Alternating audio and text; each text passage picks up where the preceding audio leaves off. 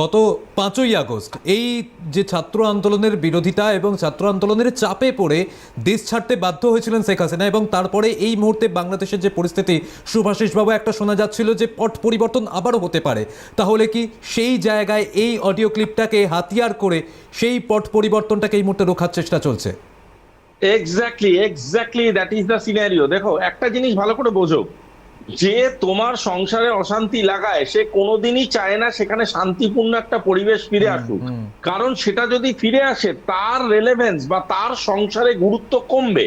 সুতরাং এই যে আনস্টেবল কন্ডিশনটা যদি থাকে সেটাকে ব্যবহার করে বাংলাদেশকে যেমন স্কোয়ার ফিট অনুযায়ী বিক্রি করছে কিছু দালাল, সেই প্রসেসটা কন্টিনিউ চলতে পারে।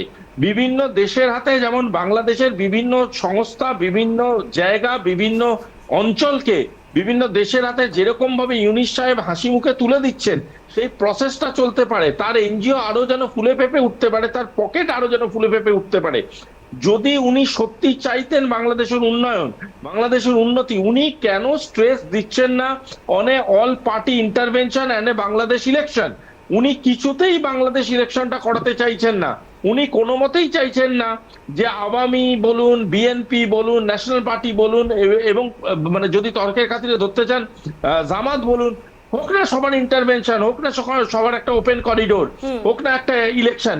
সেই ইলেকশনটাকে যাতে কোনোভাবে রদ করা যায়, সেই ইলেকশনটাকে যাতে কোনোভাবে আটকানো যায়, সেটার জন্য বাংলাদেশের মধ্যে আবার করে একটা স্টেট অফ এজিটেশন তৈরি রাখতে চাইছেন, যাতে করে সেই স্টেট অফ এজিটেশনটাকে সামনে রেখে পেছন দিক থেকে উনি ম্যাডাম হাসিনাকে অ্যাসাসিনেট করাতে পারেন বা ম্যাডাম হাসিনাকে কনভিক্টেড করাতে পারেন এবং আস্তে আস্তে আওয়ামী লীগকে নালিফাই করে দিতে পারেন। একটা ছোট্ট ডিফারেন্স দেখুন, 1-1.5 মাস আগেও যেই বিএনপি খুব কাছের মনে হচ্ছিল মোহাম্মদ ইউনূসের, হঠাৎ করে জিয়া ফেরার পরে, ছেলে জিয়া, হ্যাঁ, তারেক ফেরার পরে কেন জানি না দেখুন ইউনূসের হঠাৎ করে বিএনপি কেও মনে হতে শুরু করেছে অ্যাজ এ রাইভাল। তার কারণ হচ্ছে Yunus end of the day is not a political character. কোন পলিটিক্যাল অর্গানাইজেশনই তাকে অ্যাবজর্ব করে প্রাইম মিনিস্টার ক্যান্ডিডেট বানাবে না, এমনকি রাষ্ট্রপতিও বানাতে চাইবে না। সুতরাং উনি পলিটিক্যাল, যত বাংলাদেশ পলিটিসাইজড হচ্ছে তত কিন্তু ইউনূস এবং ইউনূসদের স্পন্সরসরা ব্যাকফুটে যাচ্ছে। তাই জন্য অ্যাজিটেশনটা ক্রিয়েট করা বাধ্যতামূলক হয়ে পড়ছে বাংলাদেশে।